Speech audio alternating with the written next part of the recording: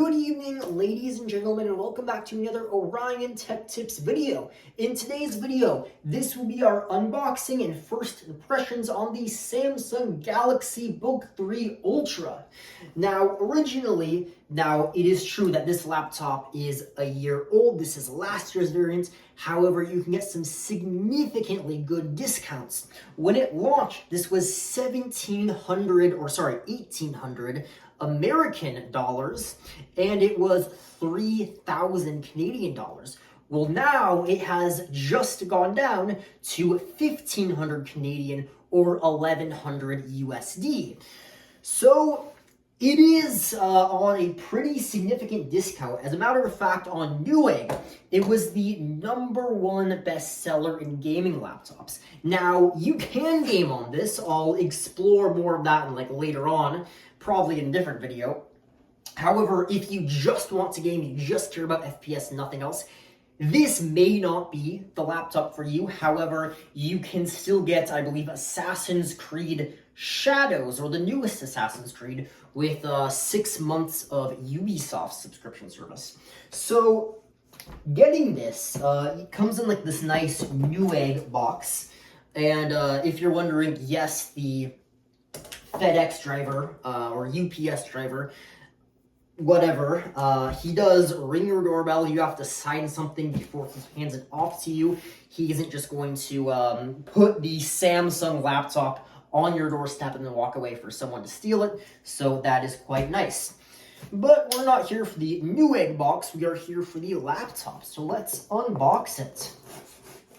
Oh boy. Okay, I really don't want to just slice the laptop. Would not be good.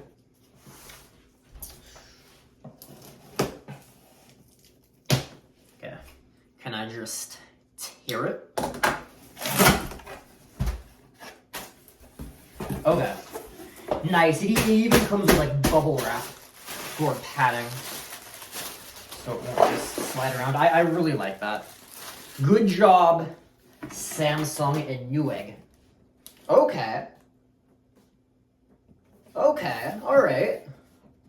So it's not even, I was expecting a Samsung phone, or for the laptop to be all over this box, but no. Okay, I guess I'm wrong. Alright, I mean, I like how it is more discreet. That way, I mean, if it's in your car, people are less likely to steal it. So I will put this away, and let's focus on the laptop itself. So immediately here, there is a peel tab. Okay, so I can just peel this Samsung if seal has been broken or tampered with. Okay, so basically this is just a seal to make sure the owner opens this. Basically, no one else.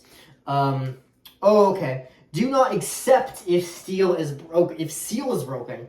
Caution, this is a sealed package, if I can get my words straight. Okay, so I like this. This is making sure that no one else has tampered with your package. This is coming straight from Samsung/Newegg straight to you. And this seal is proof of that. 2 thumbs up for both Samsung and Newegg. Whoever had this idea, absolute genius. I wish DoorDash and Uber Eats would do the same thing. Okay, let's just peel. I don't want the laptop to come. Oh, we have a box within a box. Okay. Okay, hold on. Oh, it's faced. Okay, hold on. So box. Oh, we get 2 boxes within a box. Okay. This now makes. Okay. This is what I was expecting. So we got 2 boxes within this box. Nice. Oh, and also this, there's 2 cardboard sheets, 2 cardboard layers. So this thing is extra protected. Nice. Okay. Yeah, this. Okay. You can see Galaxy Book 3 Ultra. Be careful with this.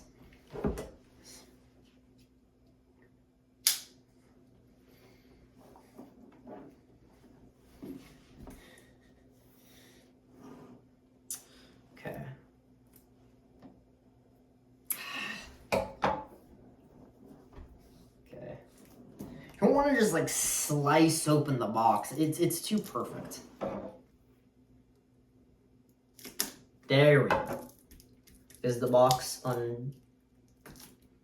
Okay, slight dent, but it's all right. No one will notice that. Okay, just tears.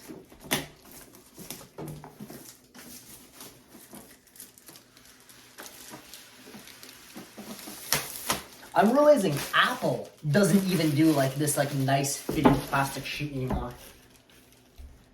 Come on, Apple.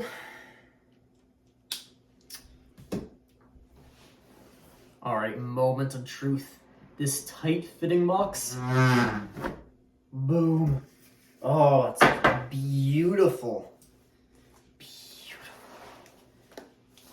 I love like nice presentation like this. I haven't even looked at this and I can already tell. It is quality. It's also really light for what it is. By the way, this is actually lighter than the MacBook Pro 16. This is just under 4 pounds. I believe it's 3.9 pounds. And the MacBook Pro 16 is 4.2. You probably won't notice that in a backpack, but it's just nice that this thing with a discrete GPU is lighter than 14-inch laptops with a discrete GPU, as well as the MacBook Pro that does not have a discrete GPU. Okay, what else do we have? We have this nice USB-C to USB-C. You can look at that. How long is this? Say like 6 feet, maybe just over 6 feet. Maybe like 6.5, 7 feet, if I were to guess. And a super fast charger. Yeah, okay, this is a 100 watt super fast charger. I believe this is a gallium nitride. So it's very compact. It fits in like the palm of my hand. 100 watts. In this. Insane. Okay, what else do we have? Okay, is this a booklet? Okay, a booklet.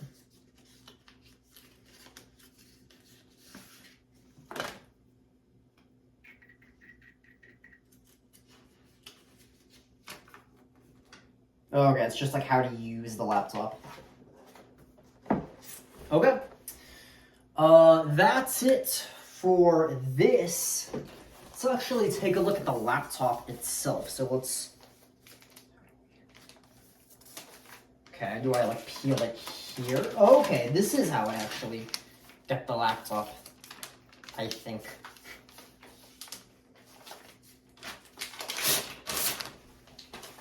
Oh, yeah. Fingerprints are just like coming right off. So like I like press my hand firmly down, fingerprints, then they vanish. That is impressive. This is a full metal build. Dang. Okay, before we open it up, I'll give you a look at the ports. We have a 3.5 inch or 5 millimeter headphone audio combo jack. We have a USB-A 3.2 micro SD. If I had to have one complaint, it would be that this is a micro SD. Yes, it's good if you use a GoPro or a drone. However, you can always convert a micro SD to a full-size SD, but it can't go the other way around. You will have to carry an adapter with you if you are like a photographer or a videographer that you use like a full-on professional camera. Which is not me, so I don't mind. I mean, the only time I really use this is to like offload Nintendo Switch gameplay or GoPro footage.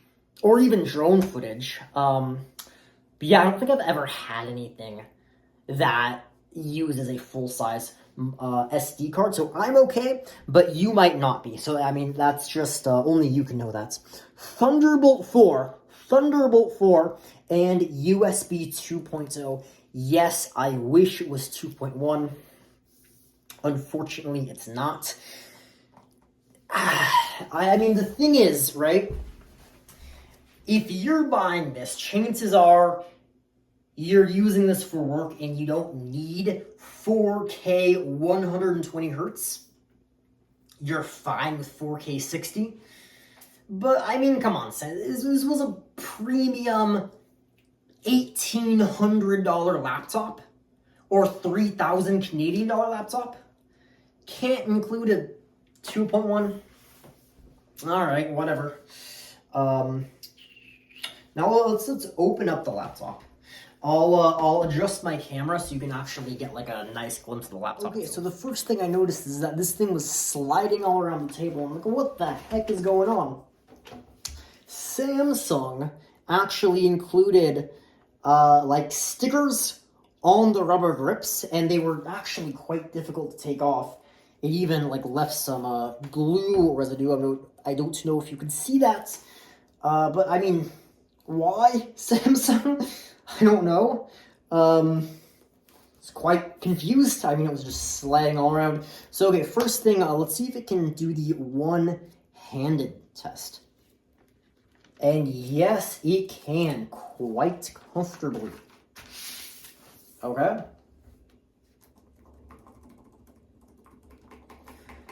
So, not as much travel as a gaming laptop, but that's fine. Again, if you just want to play games, well, actually, first of all, I would recommend a desktop, but if you have to get a laptop for some reason or another, I would not recommend this because you could buy, I mean, even for 1,100 USD or 1,500 CAD, you could buy a laptop with at least a 4060, maybe even a 4070. Okay, so this is the fingerprint scanner. I guess I just pull off here. Is that also the on button? Let's try it. With a gaming laptop, you have to plug it in.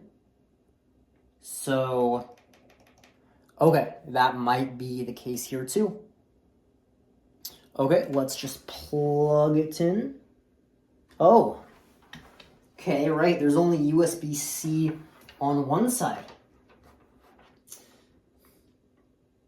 I do wish Samsung copied the Dell XPS 13 Plus that I reviewed, and just went with dual this one does have two Thunderbolt ports to its credit, but it's only on one side of the laptop, which, I can live with, but I wish it was on both sides. And if you're wondering, no, the back does not have any ports. So you can see that it is red, so it is charging. Oh, 15%, okay. July 3rd, 2024, okay. Samsung, I can assure you it's not July 3rd, to be exact. So you can see, like, this screen is very glassy. Okay, let's just turn it on, shall we? Boom, okay, immediately you can see white backlight on the keyboard. Okay, now it's disappeared. You can see Samsung Galaxy.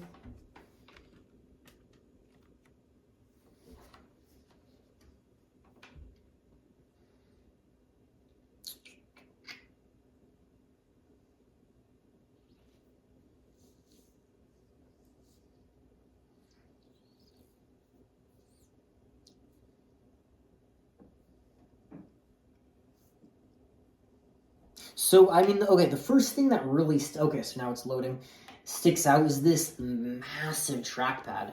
It is a glass trackpad. It's really good. I mean, I haven't actually used it yet, but just from, like, feeling it, yeah, this certainly is a glass. I love just how big it is.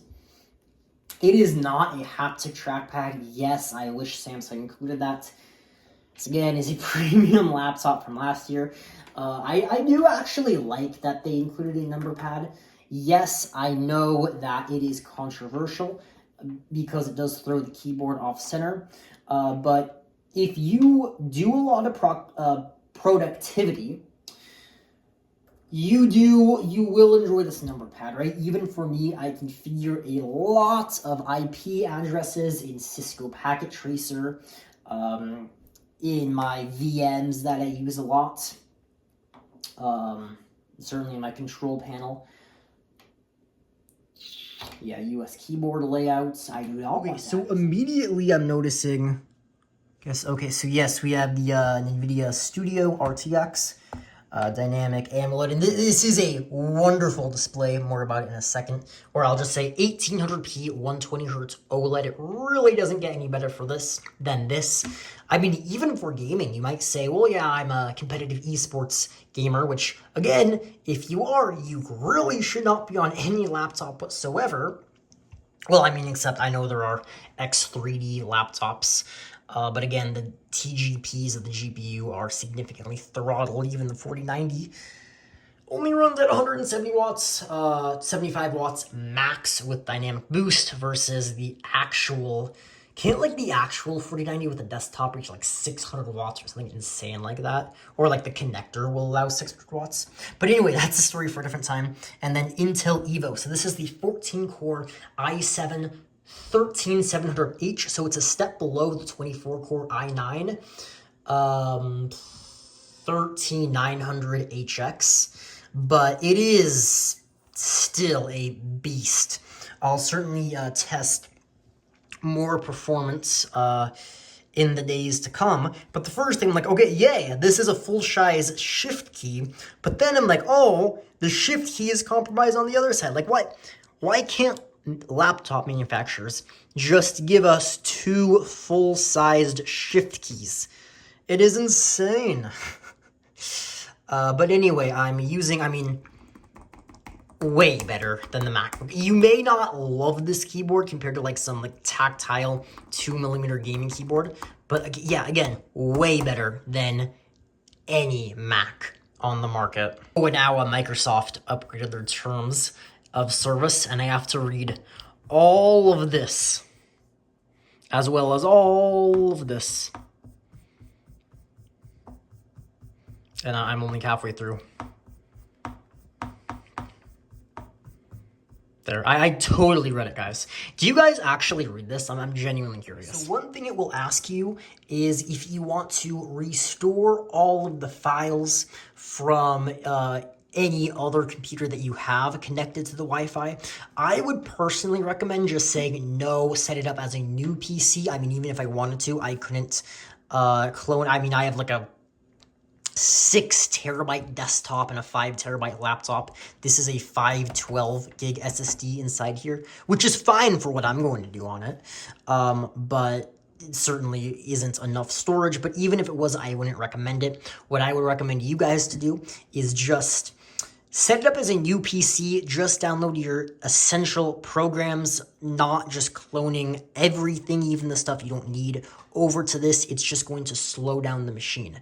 New copy of Windows is what I would recommend. That way your machine will be running the fast. Okay, now I'm actually setting up the fingerprint, because this brings me back to my iPhone 8 Plus days. Nice. Okay, I am now getting, like, there actually are quite a bit of ads which are kind of annoying. Do this, do this, do this. We want you to do this. I'm just like, it's been like over 10 minutes for me just clicking skip, skip, skip, next, next, next. But now it's wanting me to do Game Pass. Yes, Game Pass is a good deal if you play a bunch of single-player games. But you are crazy if you think that this thing will be able to, at 1800p, run games like Black Ops 6, Modern Warfare 3, Jedi Survivor, Flight Simulator, Starfield? No, I mean, this is not a gaming laptop. I don't even like how it's advertising this to you. I mean, even on the Dell XPS 13 Plus with integrated graphics, it was still advertising Game Pass. Like, come on. Microsoft, only advertise on your gaming laptops. This is not one, nor should it be. Microsoft Windows is currently updating, but like in the meantime, you can play this like surfing game where you can surf as a cat. Cat. who loves water, I guess. That's nothing unrealistic about that. So I'm in the second worst Wi-Fi spot of my home. So it's taking a while to update, but I can already notice the gorgeous OLED display. Yes, it is glossy, but that just means it's more color accurate. No backlight bleed whatsoever. The blacks are true black, and it's always... I've used some OLED displays before, but it's always amazing just to like go back and realize just how like stunning the visuals look. But I cannot wait to do more on the screen. It only took a few minutes longer, so can we just get in? Boom, let's go. All right, ladies and gentlemen, we are in, and already this 120 hertz 1800p OLED display is gorgeous. Okay, we can see you have our white keyboard backlights. Would be a lot more pronounced in a dimly lit room. I mean, I don't really need it now because I am in a well-lit room. But yeah, I'm definitely going to play around with it. I know like a big like perk of this, a big benefit of this, the reason why a lot of these sold is because of the Samsung ecosystem. So I'm going to see like what like Samsung features this has and just play around with it. Already I can see a bunch of these Samsung features. So for example, if you have a Samsung phone, you can quick share, and it's actually faster than Apple's AirDrop between like a Mac and an iPhone. But I mean, they have all kinds of stuff here. Samsung accounts, Samsung Bluetooth sync, Samsung Cloud Platform Manager, Samsung Device Care, Samsung Flow, Samsung Gallery. So I guess your photos from a Samsung phone to this laptop will sync up, so that's pretty cool. Samsung Notes, Samsung Pass, Samsung Recovery, Samsung Settings, Samsung Studio Plus, Samsung Update, Screen Recorder, okay, and all of that. If you're wanting an ecosystem between, if you have everything Samsung, your phone, your laptop, your watch, your tablet, all of that, this, in my opinion, of course, I am a hardcore Windows user. I cannot stand Mac. They are weak and limited. Weak hardware, limited software, terrible combination for my use case.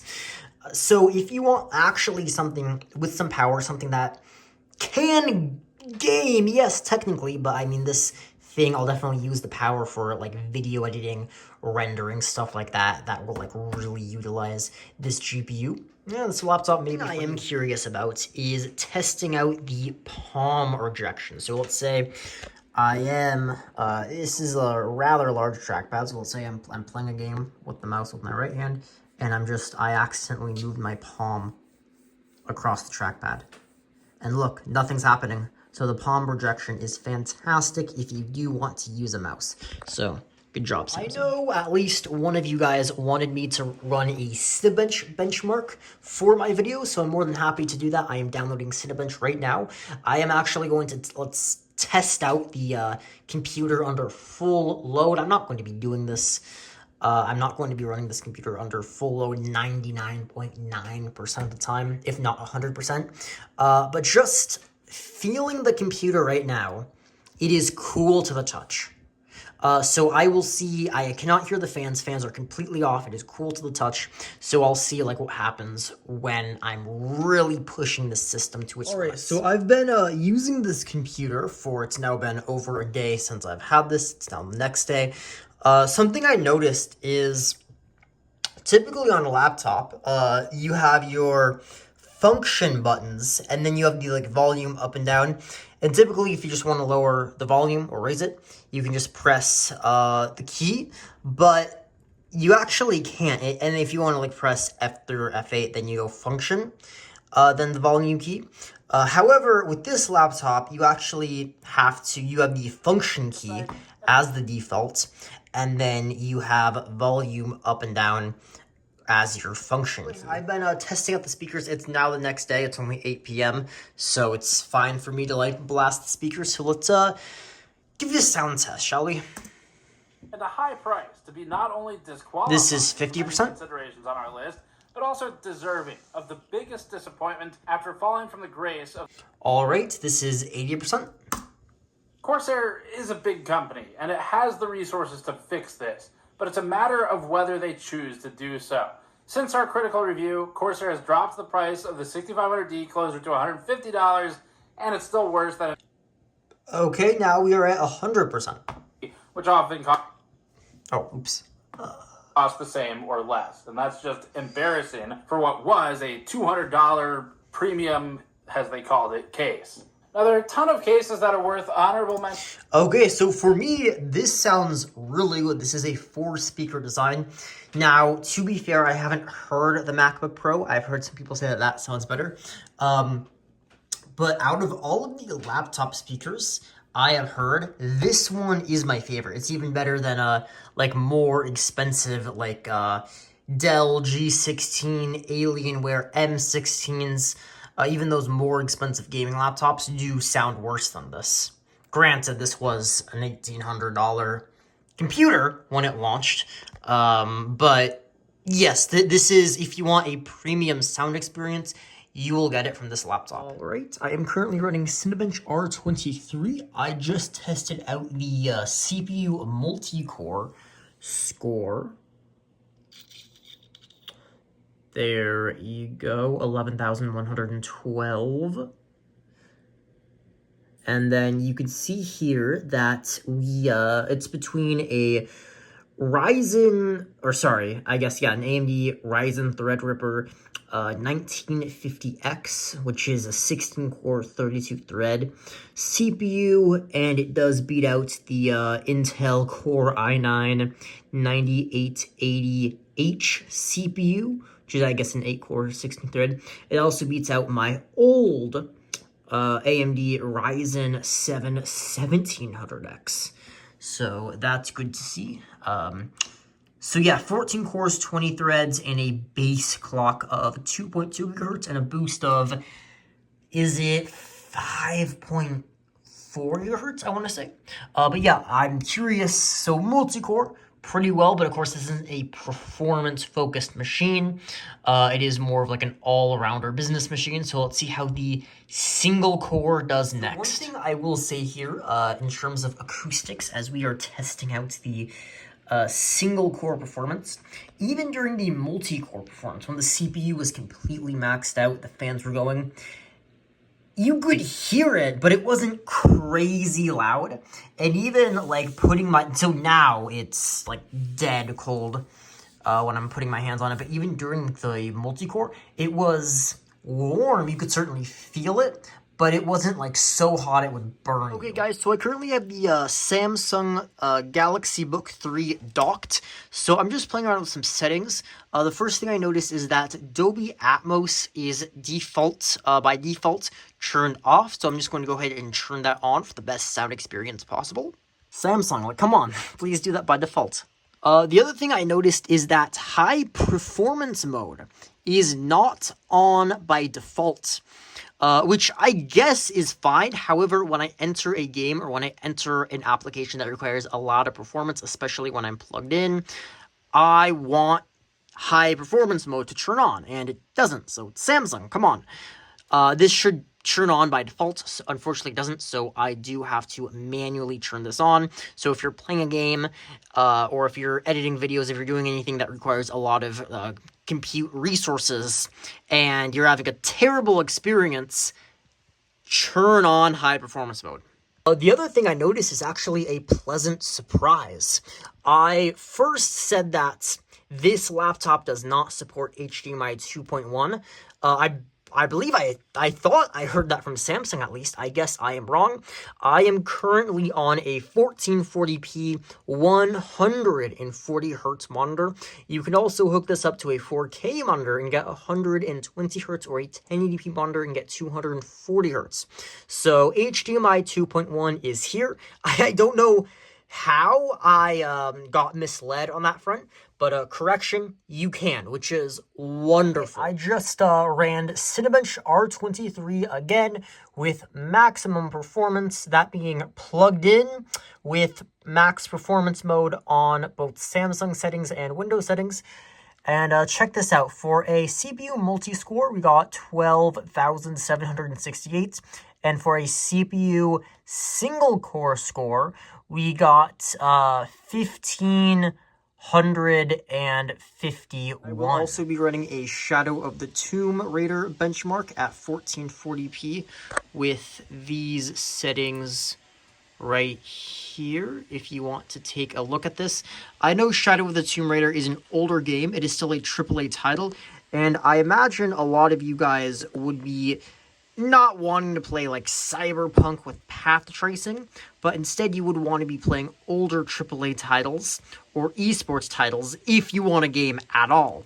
But if you're buying this business laptop, you're not going to be wanting to play the latest and greatest, or else you would just buy a gaming laptop or preferably a desktop, because that's really where the best price to performance is if you don't need portability. So let's see how this performs.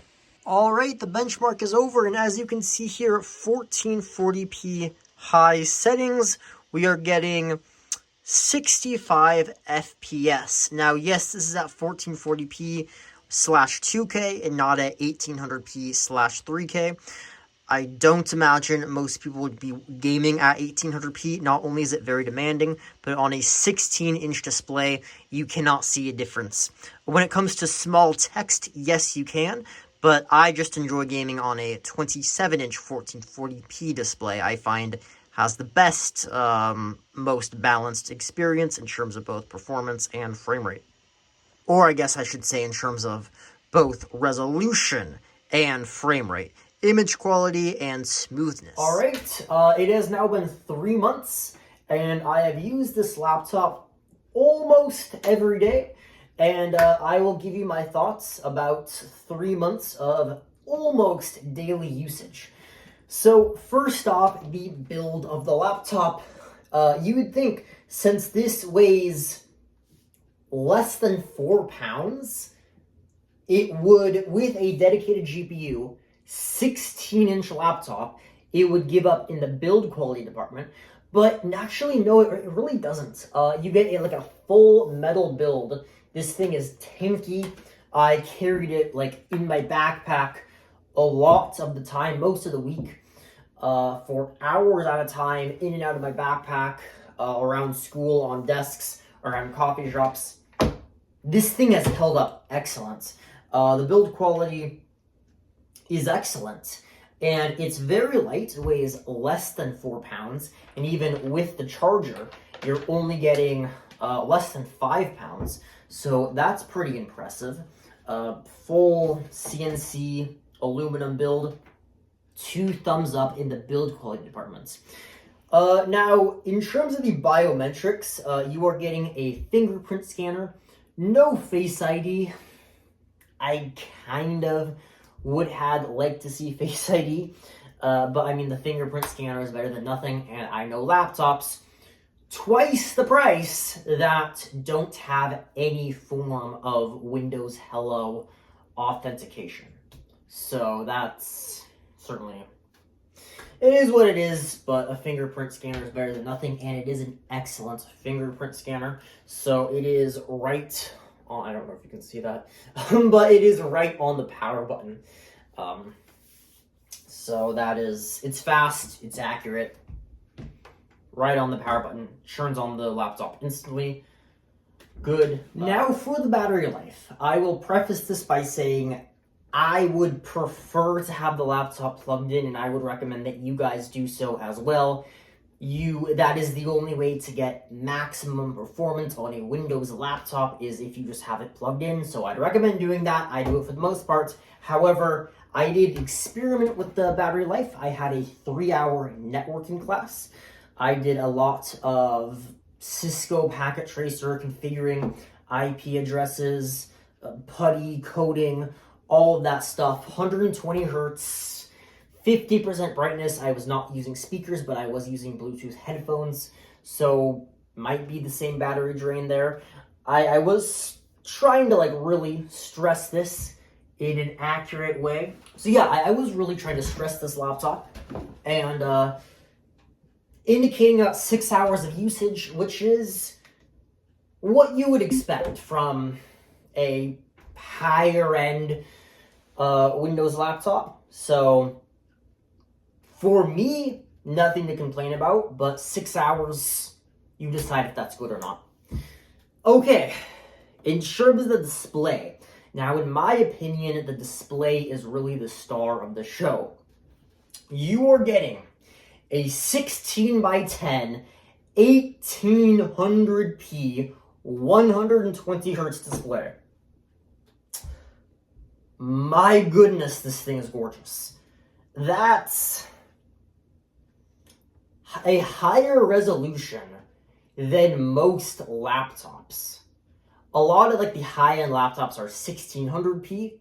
This is 1800p. So that's excellent. 120 hertz. Now, personally, most people, they would be fine with a 1600p laptop or even less. However, if you're doing, you have like a lot of stuff on packet tracer, you write a lot of small code, you're constantly reading a lot of small text, that higher PPI is certainly going to come in handy, making text a lot easier to, or maybe not a lot, but certainly noticeably easier to read if you like really want to like zoom out and just have like the most text on screen at once. Amazing. 120 hertz, meaning you can game on. Now, the 4050, I'll go more into depth about the GPU later on in this video. Cannot handle AAA, and I know I have already mentioned this in the video, it cannot handle AAA gaming at 1800p, 120 hertz, cannot do that. If you want to do esports at a lower resolution, excellent. It is an excellent display. It's an OLED. I know I already mentioned that. But yeah, 3 months, if anything, I fell in love with the display. If anything, I love this display more now than I did like when I first got this. I mean, the more I use this, the more I like the display. It certainly is the star of the show. It's about 400 nits, which for my use case is more than enough. The Dell G16 was 300 nits, and that was more than enough. The only like issue, so to say, was like when I'm in like a coffee shop that's like all windows, or in like, I guess, yeah, my school coffee shop, all windows, I had to max out brightness, but with a maxed out brightness, it was fine. With this, I don't even know if I've ever had to max out the brightness. But yeah, for indoor use, which, quite frankly, I don't know why you would bring a laptop outdoors to like work on in like a dirty park or something. I wouldn't recommend doing that. But no, you would not be able to see this if you decided to do, or at least not well, if it's like a hot sunny day. You would definitely need like those 1,000+ mini LED displays for that. So no, yeah, no issue there. Moving on to the keyboard. I like it. Backlighting is excellent. This is you have like black keycaps, so the white backlighting certainly is a lot more visible than like white keycaps. So even if you're working in the dark, you can still make out every single key. Functions as well as secondary functions do get lit up. Not sure if you can see that, but I can tell you that they do. In terms of the numerical keypad, I know it's controversial. I personally would prefer to have one than to not have one if I had that option. Yes, I know it throws the trackpad off center. I have no issues with that. I still have plenty of both palm rest space and trackpad space. The keyboard, it's not as, I guess, tactile. It doesn't have as much of a travel distance, say than like a 2mm gaming keyboard, but it's fine. Compared to like a MacBook Pro, certainly an Air, but even a Pro, any MacBook, this thing destroys it every day of the week and twice on Sunday. if I had to have a complaint, I would say, like, in order to, like, get, like, a function key, you have to press FN and then do the function. So if you want to, like, turn up and down the brightness or the volume, you would have to do that. I would prefer if it was the opposite, but I can live with it. You use this for a few days, you'll get used to it, especially if this is the only keyboard that you use, because I'm going between a bunch of different keyboards, this one as well. So for me, it's a little bit more difficult. However, if this is the only one, you'll have no issues. The second complaint I do have, and it is, I would say, my biggest complaint of the keyboard, is the half-size shift key on the left side of the keyboard. Guys, typically, I complain because it's the right side that only gives you a half shift, which I don't like. Now I get a full-size shift key on the right, but a half-size shift key on the left. Which, if you're gaming, and you play, like, I guess a lot of FPS-type games that are not games that you need to sprint a lot by constantly, like, pressing and holding your shift key, it's gonna be more annoying, because with the half-size shift on the right side, that's only going to throw off your typing. However, on the left side, it could throw off your gaming as well if you game, which I would not recommend buying this exclusively for gaming. I will talk more about that later on. But again, if you're only using this keyboard, no other keyboard, you will get used to it. I personally got used to it, even like playing a few games. It was fine. It threw off my typing at first, but honestly, yeah. I like the numeric keypad because I configure a lot of IP addresses. If you do that, if you do accounting, you will like that. I know people say you should just have like a external one that you just plug into the USB. No, because you might not always have one on you. It's more convenient, certainly. You can't argue that it's a lot better, a lot more convenient, a lot more responsive just to have the numerical keypad right on the laptop. I know that's controversial. Maybe you disagree. That's fine. If you're just gaming, then don't buy this laptop. But yeah, you do not need or probably want a numpad. Okay, moving on to ports. I know I've already covered this, but since I've been using this for 3 months, I'll talk about it. Again, I'll 2 USB-Cs, 1 HDMI, 2.1. I've already mentioned that, but I want to make that again. I made the mistake. It is 2.1. Yes, it can drive a 144 hertz, 1440p, or a 120 hertz 4K. It can do that. GPU is not powerful enough to game AAA game at those resolutions and those frame rates, but the port itself is capable of that. So my apologies for getting that wrong. A lot of YouTubers got that wrong, by the way, but micro SD in one USB-A, 3.5-inch microphone, and audio combo jack. Okay, so I would imagine the two complaints are going to be... I'll start with my only complaint about the ports. I have no issues with only two USB Type-Cs. I just wish one of them was on this side of the laptop. Maybe throw the SD card on this one, then move the USB Type-C over here. The reason I want that is so I can charge the laptop on both sides. It's annoying when when I only have my outlet right there, I have to wrap the cord around. I want to just plug in right here. That's my only complaint about the ports. I know some other people will say, I wish there was a full-size SD card instead of a micro SD. Yeah, honestly, I could see that. I only use, drone footage and GoPro footage. I guess Nintendo Switch footage as well, which all of that is micro SD. I don't think I've ever used a full-size SD, certainly not recently. So micro SD for me is fine. You can always get an adapter. I know that's not great, but that still is an option. The other complaint is the single USB type A. Personally, this isn't a gaming laptop, so I don't carry around a mouse.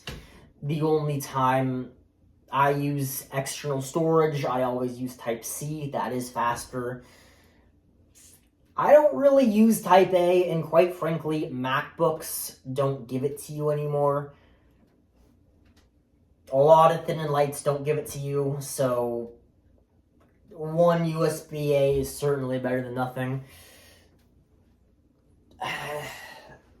And I mean, it is a thin laptop. They do have to compromise with weight, so that is one compromise they made, only having one USB Type A. I'm fine with it. Maybe you're not, but that is something to think about. Okay, moving on to the trackpad. This thing is a beast. I mean, let's look at this massive trackpad. Gestures are amazing. Palm rejection is amazing. Everything works just as it should. I mean, some people even complain that it's too big. I personally don't mind it. It is slightly inconvenient because, like, if you are left clicking, you then have to move all the way over here to right click. It doesn't need to be this big, but I mean, I don't lament the fact that it is this big because everything works the way it should. Palm rejection is amazing, so even if you do game, you don't have to worry about if you rub your palm across it. Rejection, I've never had any issues with that whatsoever. Gestures it's so big, you can do a lot with it. I love this thing. I never carry a mouse with this trackpad. My position on mouses, kind of has changed since moving from the G16 to this. Two very different laptops for different purposes, but for my use, I certainly kind of prefer this in many aspects, but I'll talk more about that in the conclusion. In terms of the speakers, you were getting 4 speakers, sounding excellent. This was actually probably one of the main factors that actually made me go with this laptop is because of the speakers. So I know, like a lot of cheap laptops, the first thing they cheap out on is the speakers. I know a lot of people say they prefer to use headphones. I don't. If I'm by myself, I always go with speakers. For gaming, you should go with headphones unless you have like $500 bookshelf speakers that are huge, massive, and sound excellent. But when I'm watching content, I prefer speakers. I don't know what it is. I just prefer to hear the ambient noise around me. But if you're worried, do they compromise with the speakers? No, they don't. Speakers sound excellent. Okay, in terms of performance, I guess I'll talk about CPU, GPU, and RAM. I guess storage, too. I'll start with the CPU. So you're getting a 14-core CPU. And yes, 14 cores, 20 threads. Yes, I know 14 of those, it's not all real cores. It is real cores, but it's not all performance cores. You're getting 6 performance cores and 8 efficiency cores. Efficiency cores are real cores. I've had this rant before. You are essentially, the efficiency cores are about as fast as a Ryzen 7 3700X. So you are essentially getting 6 of the fastest cores and a Ryzen 7 3700X glued on for free. And you're getting about 5 gigahertz all cores out of the box. Fast CPU for any CPU intensive, if you want to do coding, any of that stuff, Blender. This thing works great. The CPU is powerful. However, that is not the same story for the GPU. Now, the RTX 4050 itself really isn't anything to complain about. It can even do 1440p in gaming in many cases. It does only have 6 gigabytes of GDDR6 VRAM. It's a little bit of a concern for like those higher resolution games, high resolution AAA games for like intense creator workloads. It can also be an issue. More so, I guess, in creator workloads, because gaming, it does make it work even if you're using all of your VRAM. The game still usually runs smoothly most of the time, even like in Forza Horizons 5, where you do get a VRAM warning, it still runs fine. Yes, I've tested it. I've talked more about it in the G16 4-month later video, so I'm not just going to rehash that again. The issue is that you are only getting a 45 watt TGP. Usually, the 4050 should come with a 115 watt TGP. That's how you get the max performance. I know if this came with a 140 watt TGP, the laptop would be thicker and heavier. It's a compromise. I understand why they did that. Just keep in mind that when you see RTX 4050 benchmarks, and it is like a big, thick gaming laptop, it's not the same performance as you're getting here. Unfortunately, I wish it was, but I mean, the laws of physics certainly will not allow you to cram that big tank into this tiny body. Or just thin, light body, rather. So, brighter 1080p, even 4K video editing, for the most part, as long as you're not doing anything crazy, is fine. 1080p, even 1440p, esports or older AAA is fine. Don't even think about ray tracing. Yeah, I know it's an RTX. You are going to cut your performance in half. For example, I think it was either like Quake or Half-Life 2 or like some super easy to run game would get about 1,000 FPS without ray tracing. And it could probably go more. I think that's like an engine cap, 1,000 FPS. As soon as you turn on ray tracing, 50 FPS, if not less. Jedi Fallen Order, I think, the newest Star Wars game, on the RTX 4070 without ray tracing, 1600p maxed out, 70 FPS. Ray tracing on 35, cuts it in half. Don't even think about ray tracing. Okay, no ray tracing with the 4050, even, I would say like minimum with that, if you really want to have an enjoyable gaming experience, 4080 minimum. And even with that, me personally, I turned off because I'd rather have the extra performance, even if I could get a playable frame rate with ray tracing. It's just not worth it. When you're in combat, you're not going to pay attention to how pretty the reflections on the puddle look under you. RAM. You're only getting 16 gigabytes of soldered RAM. That is a compromise that you have to make, again, to get a thin and light laptop, is soldered RAM. There's two pluses to that. There's two pros to that. The first is that... Actually, hold on. There's three pros to that. The first I already went over. It's thin, it's light, it can, since you're not using a sodium stick, it's soldered onto the motherboard, making the laptop thinner and lighter. The second pro is it's a lot faster. It's 6,000 megahertz instead of typically 4,800, or at the most 5,600. So it's faster.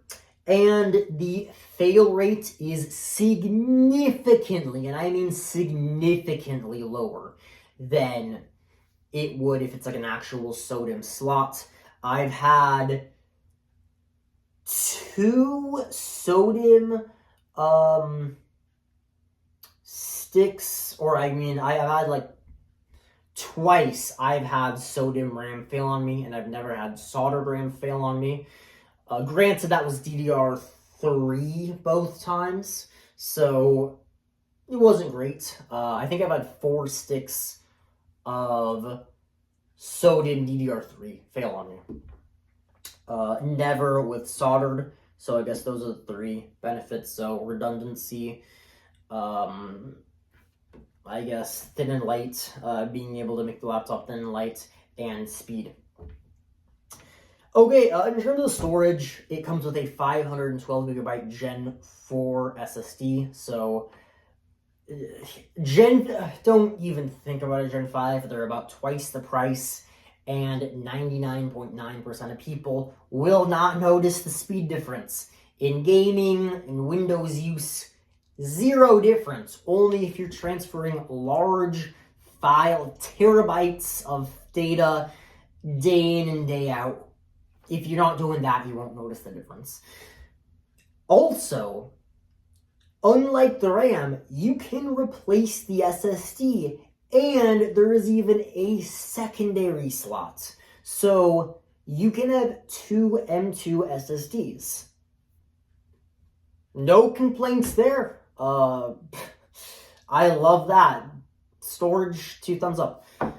So even though this is I honestly thought that is an area that they would compromise. Even if you could replace the storage, you would only be getting 1. But no, you get 2. So kudos there. Okay, webcam. 1080p 60 FPS. No issues with it. I mean, if you're doing a professional podcast, obviously you should have an external webcam, a microphone. I mean, you wouldn't even be running that off a laptop. You would use a desktop. You need the power. But I mean, there's not much to say about the webcam. It's fine for 99% of the people. Okay, in conclusion, and if you stuck around for all of that, 2 gold stars to you. But in conclusion, I kind of laid out what I thought about the laptop. If you want a higher, not like a desktop, this is not a desktop replacement. This is not a gaming laptop. When I'm reading negative reviews about this, it is more often than not saying that the games won't run on this as much as I want them to. Yeah, don't buy this. If you want the highest end gaming performance, you should get this, a gaming laptop. Because gaming laptops are usually better at gaming than productivity laptops are. So, again, you should only be gaming on the side, if at all. It should be a secondary focus, or you should not care about gaming at all on this laptop. Personally, what I would recommend doing is if you already have a powerful laptop and you don't really you need some laptop power for your productivity tasks, but you don't need like a desktop replacement, and you already have your desktop, this is an excellent laptop to complement that. But of course, if you go with a gaming laptop, yes, for the same price, yes, you will get way, way, way more performance. You'll also have more upgradability. However, you're going to give up on everything else. The screen is going to be some garbage IPS. If not worse, it might be a TN or a VA. And if you want like an OLED gaming laptop, you're going to have to spend way, way, way more money. Certainly, it's going to be like usually an all plastic build.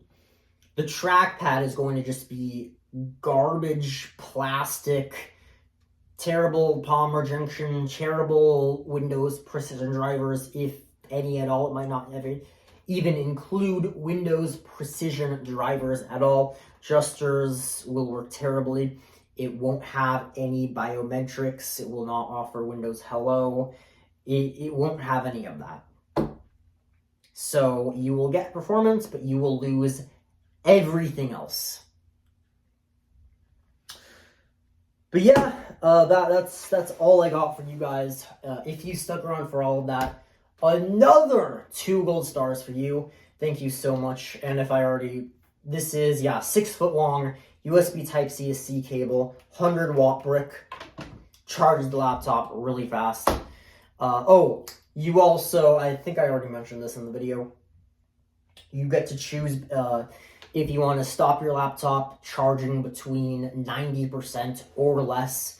You can also enable fast charging, or you can also enable optimized charging, which will charge it to 80%, and then when you are about to wake up, it shoots it to 100%, just like your phone. And the Samsung ecosystem works great for a Samsung phone. So if you have a Samsung phone, you want to use quick share and all the Samsung features, this is another appeal, is the ecosystem. I've probably missed something, so make sure you drop that in the comments down below. That is much appreciated. But yeah, I want to know what you think about this. Would you buy it? Would you not? If you're wondering, I did return the Dell G16. I had some warranty issues. I had some issues with Dell. However, it was resolved, so I did not take it. I did not take it up publicly, so I didn't make any posts about that. So that's, since I resolved it with Dell, I won't go any further. I'm not mad anymore. But it does certainly seem like their customer service has changed since a couple years ago for some reason or another. But yeah, okay, that's going to be it for me. Thank you so much for watching. I really appreciate you guys. Till next time, I'll see you in the next video, and God bless.